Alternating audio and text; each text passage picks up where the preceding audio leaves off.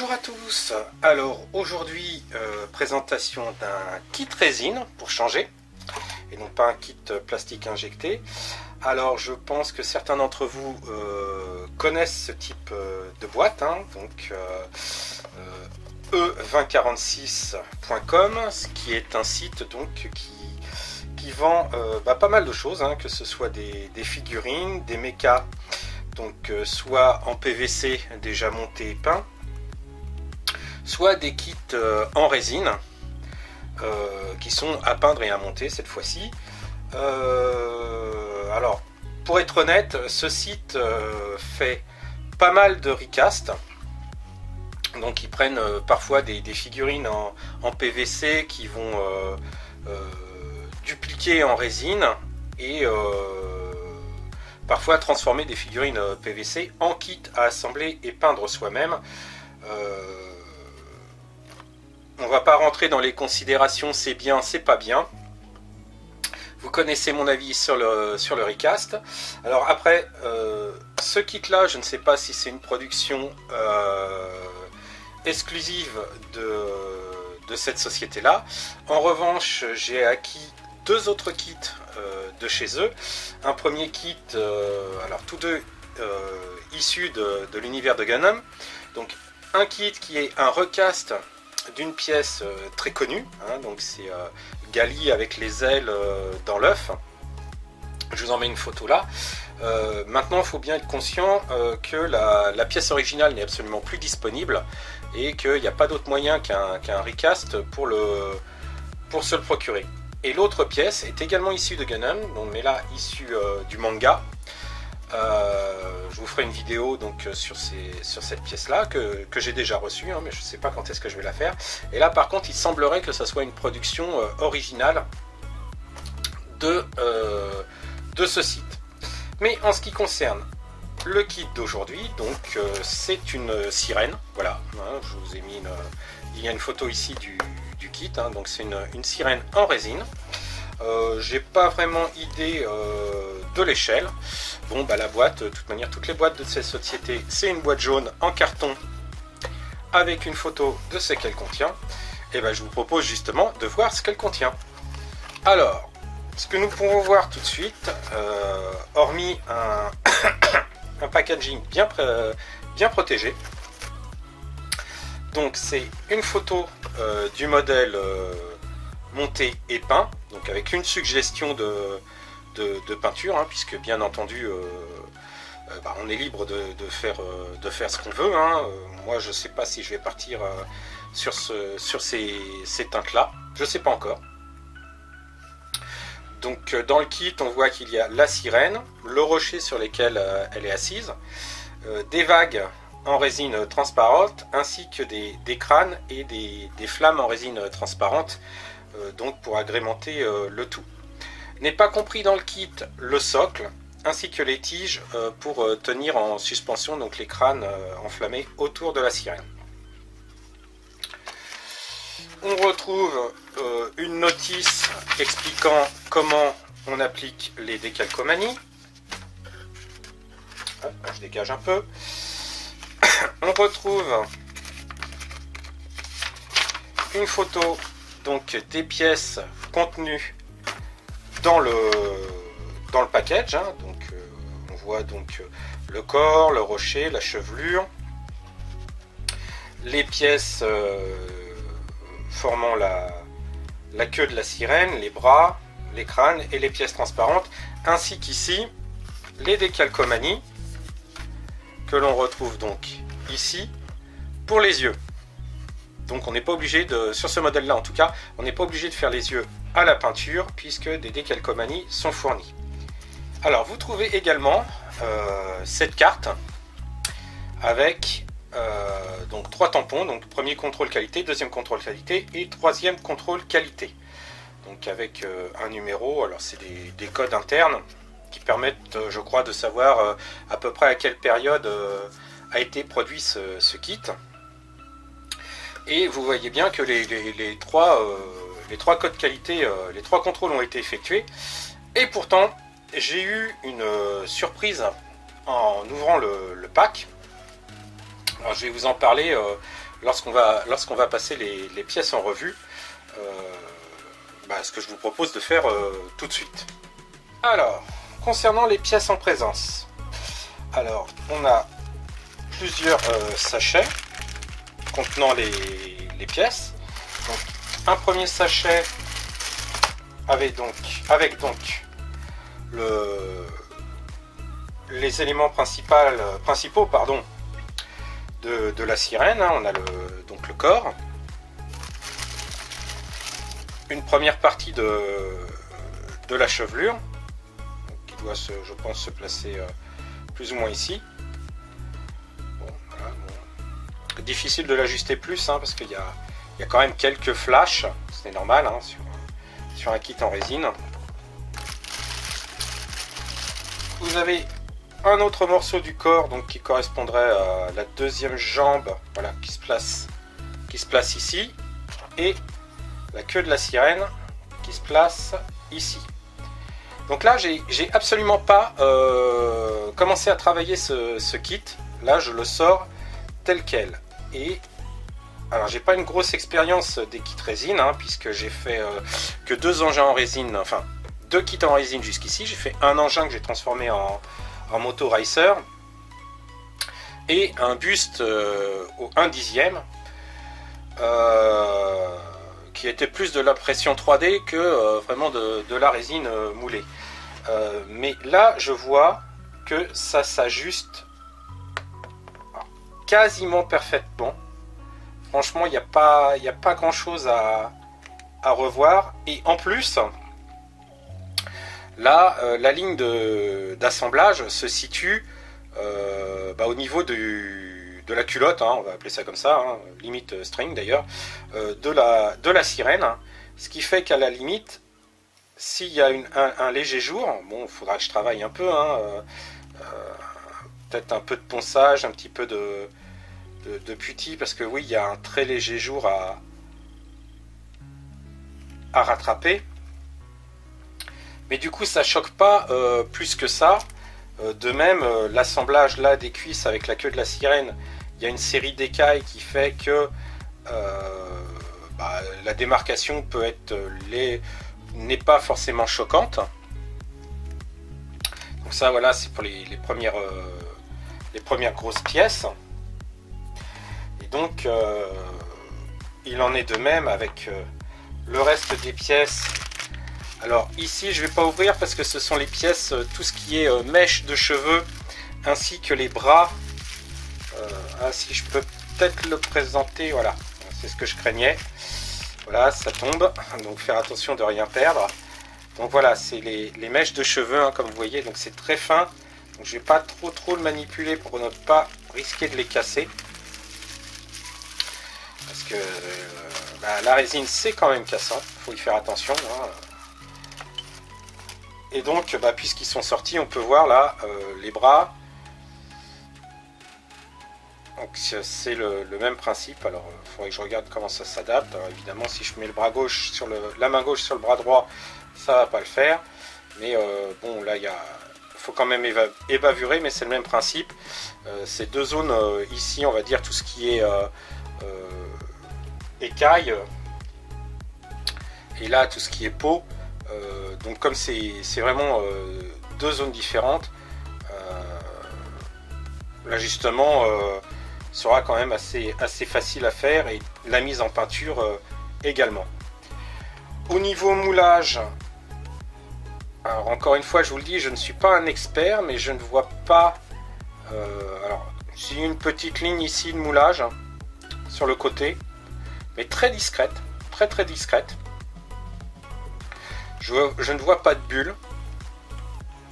Oui, je vois là un petit coup de papier de verre sera nécessaire ici, là sous le bras. Il y a une petite ligne de moulage, un petit surplus de matière. Là, bon, un flash à éliminer. Mais sinon, je vois pas de bulle, je vois pas de trou. Ça a l'air vraiment du très beau travail. Très beau moulage. Là ici on a les fameuses têtes de mort, les fameux crânes, ainsi que les nageoires de la queue de la sirène. Les éléments ici, c'est le rocher sur lequel la sirène sera assise. Oh, tiens, voilà, le crâne. Donc, qui a une expression en plus, c'est assez amusant. Il a l'air étonné. Est-ce que les deux sont identiques? Et non, les deux crânes ne sont pas identiques. Donc, c'est assez sympa. Donc, à voir si je les utiliserai tels quels ou pas.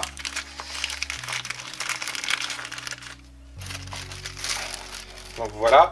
Et ici, vous avez donc les pièces transparentes pour alors mettre les crânes à l'intérieur, hein, pour faire donc les flammes autour des crânes, et également les vagues au pied du rocher. Alors c'est pas certain non plus que je les utilise, parce que peut-être que le rocher je le mettrai dans de la résine d'inclusion, un peu pour faire comme j'ai fait avec le personnage. Bah tiens, justement, hop, je n'avais pas vu qu'il était ouvert. Ce que je vous expliquerai, en fait, je l'ai reçu en deux exemplaires, cet élément. Donc je sais pas, j'ai même pas regardé comment ça pouvait s'assembler, mais donc on met les crânes à l'intérieur après avoir préalablement teinté ces pièces.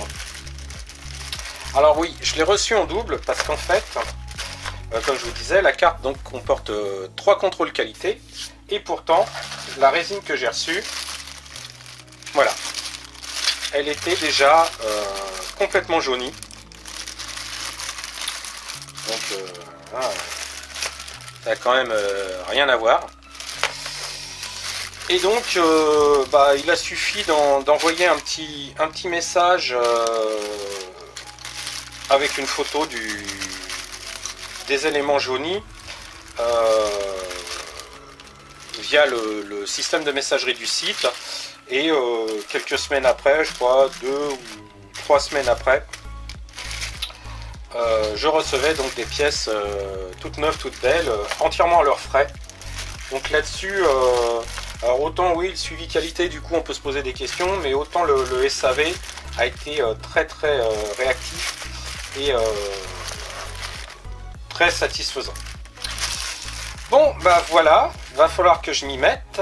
Alors, comme je vous ai dit, c'est une première, c'est une grande nouveauté pour moi, donc je sais pas, je vais peut-être faire quelques erreurs et quelques bévues. Je sais pas encore trop non plus quelle couleur je vais intégrer, mais j'ai quand même hâte de faire ce kit. Alors bon. Alors j'ai jeté mon dévolu sur ce kit là d'abord parce que j'aimais bien le thème de la sirène, hein, ça me changeait un petit peu des mechas que je faisais habituellement. Et puis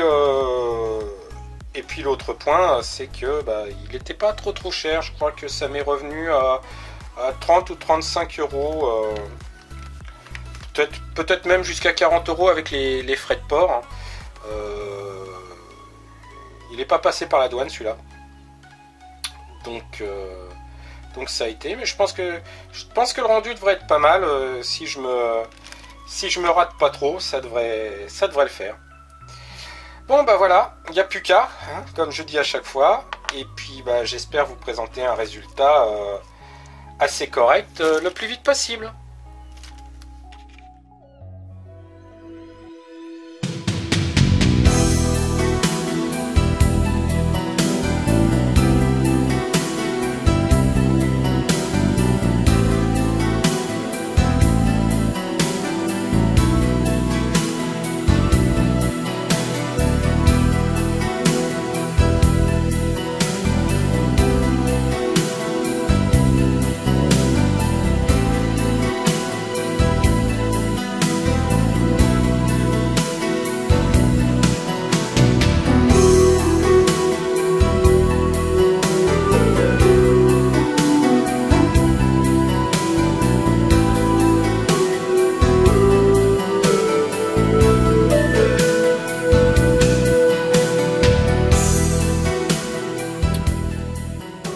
Bon ça y est, c'est terminé, j'ai réussi à aller jusqu'au bout de ce projet.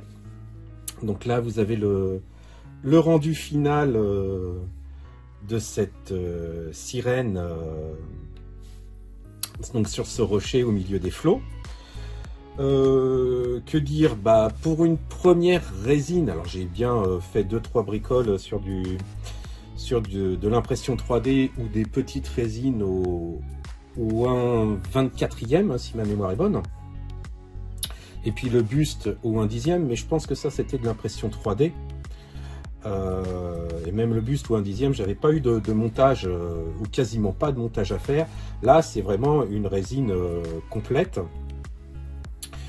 Alors globalement je suis satisfait que ce soit du produit proprement dit, parce qu'il n'y a pas eu énormément de travail et de retouches à faire. Mais paradoxalement, si on regarde dans le détail, il y a plein de petites choses qui sont à revoir. Alors, enfin de mon côté, du point de vue du travail que j'aurais à fournir sur ce genre de kit.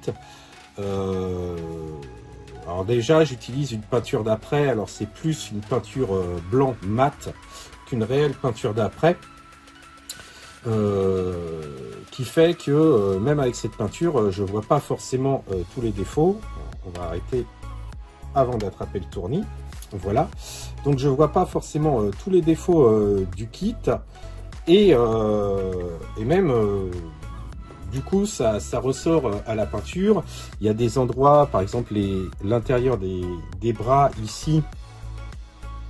Et un peu, alors ça se voit moins parce qu'elle c'est de dos et puis elle est un peu assise dessus, mais sur le fessier, il y a encore des parties où j'aurais dû poncer un peu plus.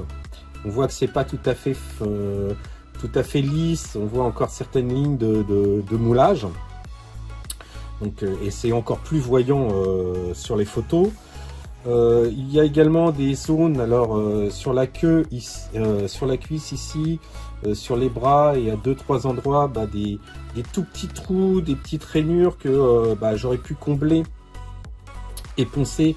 Et en fait, je les avais pas vus, je les ai vus vraiment à l'application de cette peinture. Je vais revenir sur cette peinture un peu particulière que j'ai utilisée pour faire la nageoire de cette sirène, parce qu'elle est vraiment très très particulière.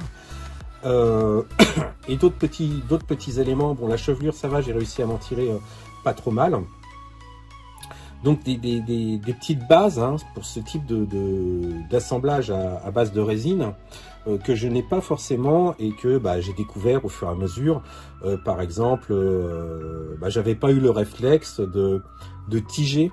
Alors tiger, c'est insérer une espèce de tige de métal pour pouvoir faciliter le collage, parce que des fois les pièces sont trop lourdes et le simple fait de coller à la glu 3 ne va pas les rendre jointives. Alors déjà le début, donc faut attendre et tenir longtemps, mais en plus ça soutient un petit peu la répartition du poids et ça force moins sur l'endroit où on met la colle. Bien, j'ai pas eu le réflexe de tiger mes pièces tout de suite, ce qui fait que j'ai dû les tiger a posteriori, après avoir peint bah, essentiellement le buste, hein, puisque j'ai commencé par travailler le buste. Et je me suis rendu compte bah, que ça allait pas se faire comme ça. Les ajustements aussi, j'ai un peu travaillé comme sur une maquette, c'est-à-dire que j'ai assemblé les pièces et ensuite, dans certains cas, fait les retouches avec différents types de joints. J'ai utilisé de la putty classique hein, de chez Tamiya. J'ai utilisé par endroit également une espèce de putty plastique, alors qui est très bien, qui est très bien d'application parce que c'est très fin. J'ai pu l'appliquer en la mettant dans une petite seringue et du coup j'ai pu l'appliquer très doucement et très précisément. Et surtout derrière, elle se lisse à l'eau. Donc j'ai pu, avec un pinceau, lisser les parties. Donc je m'en suis servi par exemple pour l'aine ici. Et également le dessus de la chevelure, puisque la chevelure était en 3 grosses parties, hein, l'arrière, la gauche et la droite. Donc ici on avait des grosses crevasses. Donc j'ai dû recombler cette partie-là. je vous mets une photo là. Alors c'est pas parfait, hein, c'est comme je vous dis, c'est ma première figurine, mais donc j'ai pu travailler avec ça. Mais par contre, ça a deux gros défauts. À poncer, c'est une horreur. Et parce que ça garde un petit côté élastique quand même. Et d'un autre côté, alors ça sèche relativement vite, mais ça se rétracte aussi beaucoup plus que de la putty classique. Alors j'ai vu des tutos sur internet où ils utilisent des mastiques époxy.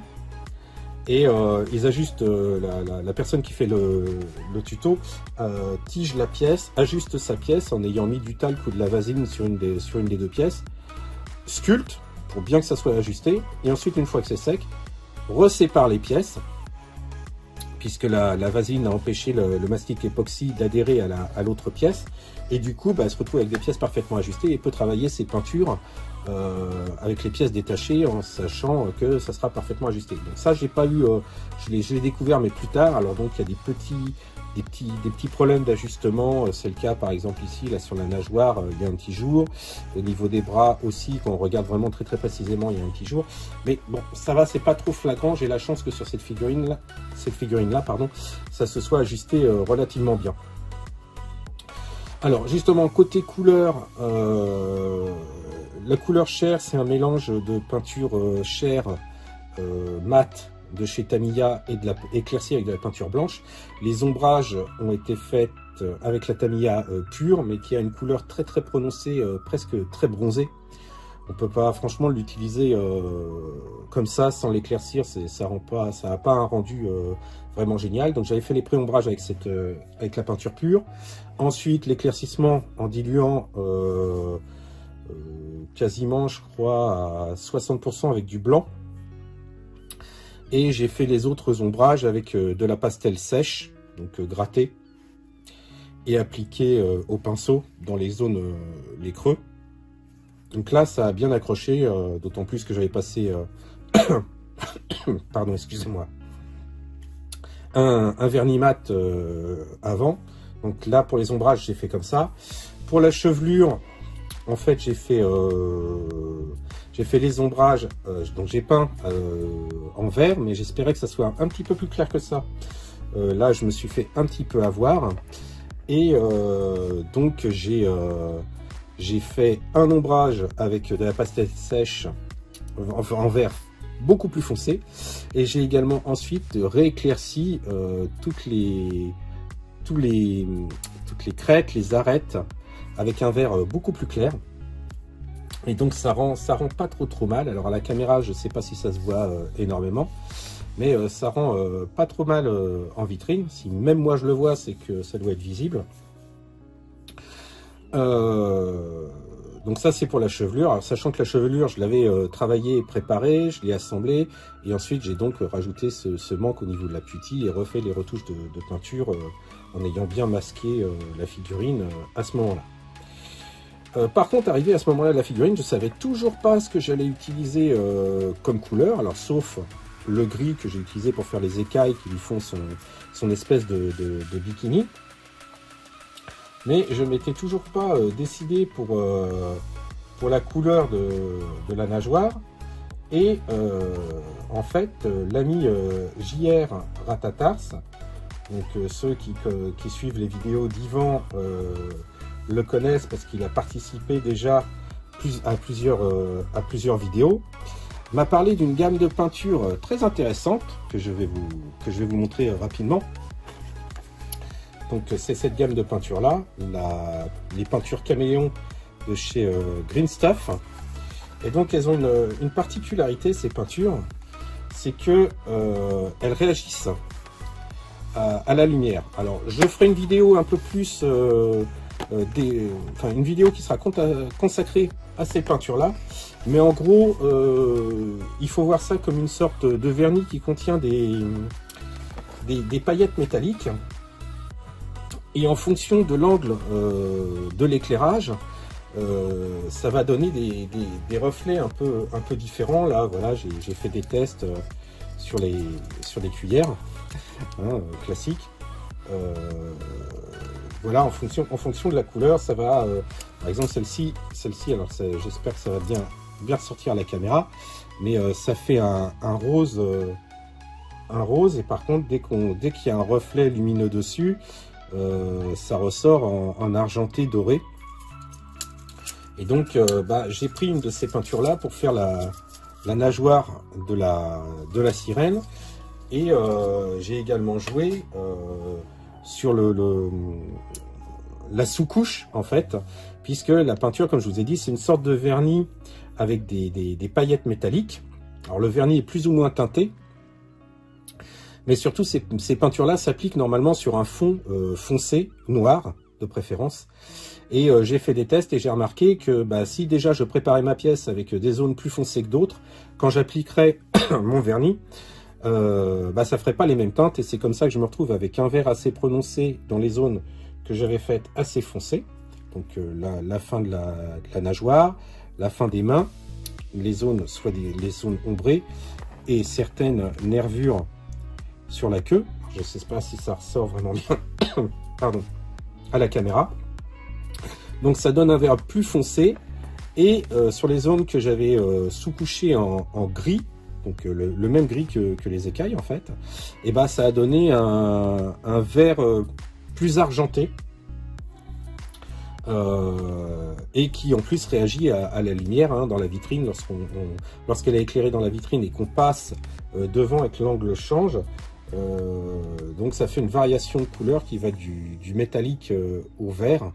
Alors je sais pas là si à la caméra ça réagit de la même manière, parce qu'en plus le spot que j'ai qui éclaire pour éviter qu'il y ait trop d'ombre est circulaire, donc je sais pas si ça passe vraiment à la caméra. Mais en tout cas j'ai fait quelques photos, et lorsque j'étais en train de présenter le whip sur un forum, et on avait vraiment l'impression que c'était pas la même peinture, ou que les ombrages avaient changé de place, ou que j'avais changé d'avis en cours de route, alors que non, c'est simplement l'éclairage qui n'était pas disposé de la même manière par rapport à mon angle de vue. Et vraiment sur les photos c'était flagrant, on a l'impression que c'était pas la même peinture ou les mêmes éclairages. Donc ça donne vraiment un rendu très sympa. Pour le rocher, ça a été relativement simple, j'ai fait une sous-couche noire et puis des voiles gris disposés de manière pas uniforme sur les pierres, et un brossage à sec blanc. Pour les yeux, j'ai utilisé les décalcomanies. Alors ça c'est un petit regret, je me dis que j'aurais peut-être pu faire à la peinture, c'était pas si compliqué que ça. Et était livré avec cette sirène, donc 2 crânes qu'il fallait mettre dans des flammes. Ce que j'ai fait, mais au final, alors normalement on est censé les disposer où on veut, par exemple une qui reposerait sur les cheveux quelque part par là, une autre sur le rocher ou là, pour donner un air un peu plus inquiétant. Alors pour les flammes, j'ai utilisé un dégradé du rouge vers le jaune transparent.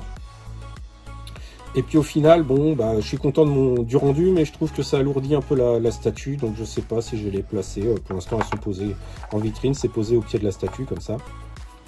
Mais je sais pas si je vais le garder, mais d'un autre côté, je suis assez content du rendu. Mais les crânes à l'intérieur, on les distingue plus du tout. Et l'autre élément où je suis pas très satisfait de mon travail, là, c'est l'eau autour. Alors déjà, ça fait très dessin chinois, japonais, donc des vagues très rondes. Et j'ai voulu rajouter un effet un peu d'écume, et en fait l'écume par elle-même, si on regarde qu'elle, est très réussie. J'ai pu réussir à faire un dégradé plus ou moins intense du bleu. Si on se concentre que sur ça, c'est pas trop mal réussi. Mais par contre les deux assemblés, ça matche pas du tout, ça donne un effet, on dirait que quelqu'un est passé et a acheté du Tipex, du correcteur blanc sur ma maquette. C'est pas tip top, mais bon, c'était déjà assemblé quand j'ai fait ça, et rattraper derrière c'était un peu compliqué, et c'est pas non plus hyper grave, mais j'aurais pu m'abstenir. Donc voilà, j'ai été un petit peu long sur la présentation de ce que j'avais fait sur cette résine, mais bon voilà, c'était ma première, et je voulais un peu expliquer la façon dont j'avais travaillé dessus. J'en ai encore quelques-unes, j'en ai 2 en stock. Donc, comme je vous ai dit, 2 résines de l'univers de Gundam. Donc, Habitat, pour ceux qui ne connaissent que la version cinématographique. Donc celle-ci, je pense que j'ai utilisé tout ce que j'ai appris sur ce montage-là pour essayer de faire quelque chose d'un peu plus propre au niveau ajustement et autres. Mais voilà, je trouve que pour un galop d'essai, je m'en suis pas trop mal sorti. Le rendu est là. Je m'attendais vraiment à pire. Hein. Je m'attendais à des jointures visibles, une peinture pas tip-top réussie. Et au final, par rapport à ce que je m'attendais, je le dis, je suis plutôt fier du résultat. Et je ne m'en cache pas. Voilà, j'espère que cette présentation vous a plu, qu'éventuellement ça va vous donner envie de passer comme moi du monde du plastique injecté vers le monde de la figurine résine. Alors sachant qu'en résine on peut aussi avoir des mechas, hein, on peut avoir des robots, on peut avoir d'autres choses, mais bon, moi je me suis orienté vers la figurine. Pour voir mes travaux en temps réel, toujours le même endroit, Sebgeek Factory sur Facebook. En attendant, prenez soin de vous, profitez, passez un peu de temps sur la maquette, mais aussi à d'autres activités. Hein, voilà. Et je vous donne rendez-vous très bientôt pour la présentation d'un nouveau kit. Ciao!